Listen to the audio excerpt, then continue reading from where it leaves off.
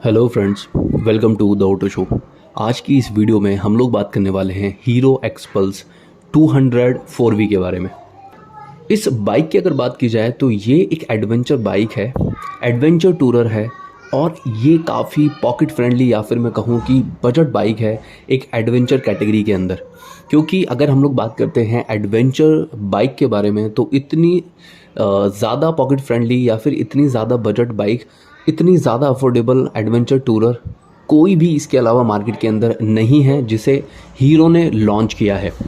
आज इस वीडियो के अंदर हम लोग इस बाइक के डिटेल्स देखेंगे कि किस तरीके के इस बाइक के लुक्स हैं, कैसे इंजन है, किस तरह का माइलेज प्रोवाइड करती है एंड जो राइड क्वालिटी वगैरह है उस सब के बारे में इस वीडियो के अंदर हम लोग बात करने वाले हैं।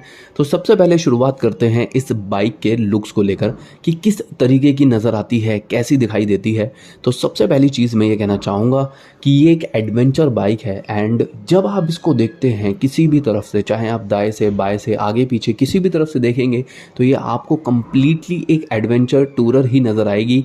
कहीं से आपको ऐसा नहीं लगेगा कि कहीं पर कुछ कॉम्प्रोमाइज़ किया गया है बाइक को डिज़ाइन करने के अंदर या कहीं कुछ कमियां नज़र आ रही हैं। एक कंप्लीट एडवेंचर नज़र आती है ये। जब बाइक के लुक्स को हम लोग देखते हैं तो लुक्स बाइक के काफ़ी अच्छे हैं। मैं ये तो नहीं कहूँगा कि आउट ऑफ द वर्ल्ड है, लेकिन एक एडवेंचर टूरर के हिसाब से जो बाइक है काफ़ी ज़्यादा अच्छी नज़र आती है, काफ़ी गुड लुकिंग बाइक है। एंड मैं ये कहूँगा कि ये एक ग्रेसफुल सी बाइक है। इसमें आपको कुछ भी ऐसा नहीं लगेगा कि यार चीज़ों को अलग से एडजस्ट किया गया है या ये चीज़ अलग से ठूसी हुई नज़र आ रही है डिज़ाइन में। एक ग्रेसफुल बाइक है, काफ़ी अच्छा ग्रेस वाइज इसको डिज़ाइन किया गया है। यहाँ एक चीज़ मैं बताना चाहता हूँ कि जब कभी भी हम लोग एडवेंचर बाइक के बारे में बात करते हैं तो सबसे पहली जो बाइक हमारे दिमाग में आती है वो है रॉयल एनफील्ड की हिमालयन।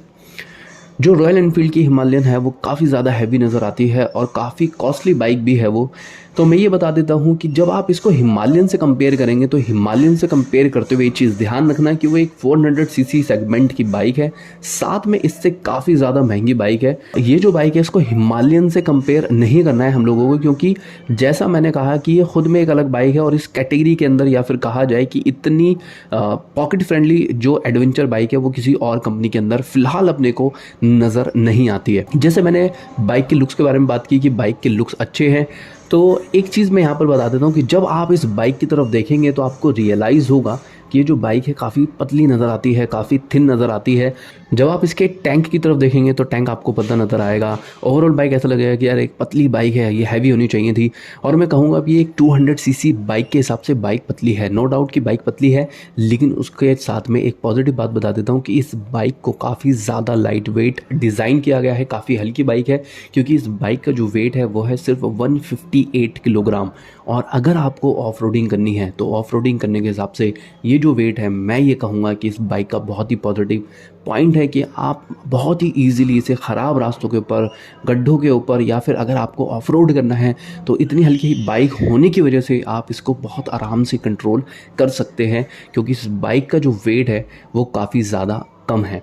जैसे मैंने बात की कि 200 सीसी सेगमेंट की बाइक है तो इसके इंजन पे एक नज़र डाल लेते हैं। इसके अंदर है 199.6 सीसी का single cylinder oil cooled 4 valve engine. और ये जो इंजन है ये पावर जनरेट करता है 19.1 bhp की 8500 आरपीएम पर, और जो इसका टॉर्क है वो है 17.35 Nm का 6500 आरपीएम का।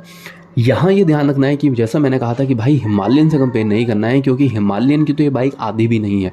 तो इसके जो पावर फिगर है, पावर फिगर आपको कम नज़र आने वाले हैं, लेकिन एक चीज़ ध्यान रखना कि ये जो बाइक है ये एक एंट्री लेवल बाइक है। यानी अगर आपने एडवेंचर टूरिंग स्टार्ट करनी है, अगर आप बाइक से टूर करना चाहते हैं और आपको एक एडवेंचर बाइक चाहिए तो ये बाइक आपके लिए है।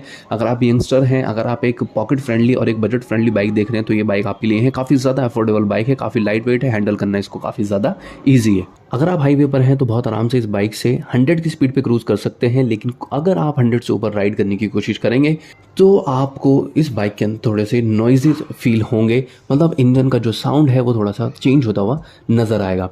यहाँ पर मैं एक बात बता दूं कि अगर टॉप स्पीड की हम लोग बात करते हैं तो टॉप स्पीड ये बाइक अचीव कर सकती है अराउंड 123 125 के अराउंड, इतना बाइक जा सकती है। लेकिन इसका मतलब ये नहीं है कि बाइक वहाँ तक ईजिली जाएगी। वहाँ तक जाते जाते डेफिनेटली जैसा मैंने कहा कि 100 के बाद में जो नॉइज़ है वो चेंज होता हुआ नजर आएगा। जो साउंड है इस बाइक का काफ़ी स्मूथ है, लेकिन जैसे ये टॉप स्पीड को अचीव करती है तो फिर वो साउंड आपको स्मूथ नहीं लगने वाला है। यहाँ अगर हम लोग बात करते हैं सस्पेंशन सेटअप के बारे में, टायर साइज़ के बारे में, तो यहाँ मैं बता देता हूँ। फ्रंट के अंदर टायर दिया गया है 90-90 का 21 इंच का टायर, एंड जो रियर के अंदर टायर है वो है 120-80 का 18 इंच का टायर। जब हम लोग बात करते हैं ब्रेकिंग सेटअप के बारे में, तो ब्रेकिंग सेटअप में मैं ये आपको बता देता हूँ कि फ्रंट के अंदर दिया गया है 276 mm का सिंगल डिस्क, एंड रियर के अंदर है 220 mm का डिस्क। सिंगल चैनल ABS के साथ में ये बाइक आती है, यानी पीछे की तरफ आपको यहाँ पे ABS नहीं दिखने वाला है। अगर हम लोग बात करते हैं सस्पेंशन सेटअप के बारे में, तो सस्पेंशन सेटअप में 37 mm का टेलीस्कोपिक फॉर्क दिया गया है फ्रंट के अंदर, एंड जो रियर है, रियर के अंदर मोनोशॉक इसमें दिया गया है।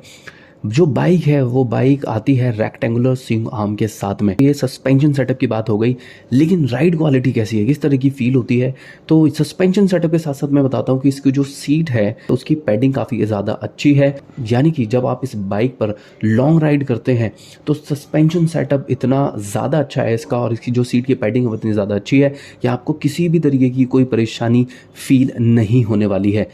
और इसके साथ में एक पॉजिटिव पॉइंट बता देता हूँ कि ये जो बाइक है, क्योंकि बहुत ज़्यादा लाइट वेट है, तो अगर सड़क की हालत ख़राब भी है, सड़क की हालत ख़राब होने के बावजूद भी जो जर्क हैं वो आपको नहीं परेशान करने वाले। जो सस्पेंशन सेटअप है इस बाइक का बहुत ही ज़्यादा फाइन काम करता है। तो इसीलिए अगर आप ख़राब सड़क पर भी हैं, पोर्टल्स वाली सड़क है, तो भी आपको कोई परेशान होने वाली बात यहाँ पर नहीं है, क्योंकि बहुत ही स्मूथली आप बहुत ही आसानी से इस तरह के रोड कंडीशन में भी राइड कर सकते हैं।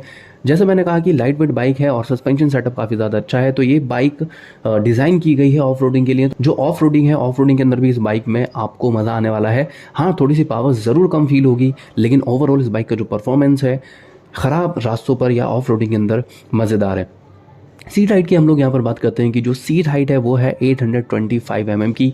सीट हाइट यहाँ पर ज़्यादा ज़रूर है, लेकिन अगर हम लोग बात करते हैं ग्राउंड क्लियरेंस को लेके कि भाई ग्राउंड क्लियरेंस जो है इस बाइक का है 220 mm। मैं ये बताता चलूँ कि भाई 220 mm बहुत ज़्यादा ग्राउंड क्लियरेंस होता है, यानी कि आपको नीचे से तो बाइक के अंदर कुछ लगने की शिकायत होने ही नहीं वाली है। अगर आप ले भी चले जाते हैं, अगर आप लद्दाख राइड के लिए लेकर जाते हैं इस बाइक को, तो भी आपको कोई परेशान होने वाली बात नहीं है, क्योंकि जो वाटर क्रॉसिंग है, वाटर क्रॉसिंग जो आती हैं नॉर्मली रास्ते के अंदर, उन वाटर क्रॉसिंग को क्रॉस करने में इस बाइक को कोई परेशानी फील नहीं होगी, क्योंकि 220 mm का ग्राउंड क्लियरेंस बहुत ही ज़्यादा होता है। अगर आप इसको इमेजिन नहीं कर पा रहे हैं तो मैं आपको बता देता हूँ कि नॉर्मली जो बाइक हमें दिखाई देती है, नॉर्मल बाइक के अंदर 150 से लेकर 160 mm का ग्राउंड क्लियरेंस हमें दिखाई देता है, और इस बाइक का जो ग्राउंड क्लियरेंस है वो 220 mm का है। तो सीट हाइट ज़रूर ज़्यादा है, लेकिन उसके साथ में हमें ग्राउंड क्लियरेंस भी बहुत ही ज़्यादा मिल रहा है ऑफ रोड करने के लिए। अगर मैं बात करता हूँ इस बाइक के इंस्ट्रूमेंट क्लस्टर के बारे में, तो इंस्ट्रूमेंट क्लस्टर डिजिटल दिया गया है। सिंगल स्क्रीन के अंदर इंस्ट्रूमेंट क्लस्टर आता है, लेकिन यहाँ पर जो डिटेल्स हैं वो बहुत ज़्यादा मिलते हैं हमें इंस्ट्रूमेंट क्लस्टर के अंदर। ये जो इंस्ट्रूमेंट क्लस्टर है वो आपको बताता है टाइम के साथ में date, average, speed, fuel economy, tachometer उसके अंदर है, ऑडोमीटर उसके अंदर है, ट्रिप उसके अंदर है। जो इंस्ट्रूमेंट क्लस्टर है वो अपने को गियर भी बताने वाला है कि कौन से गियर के अंदर बाइक है।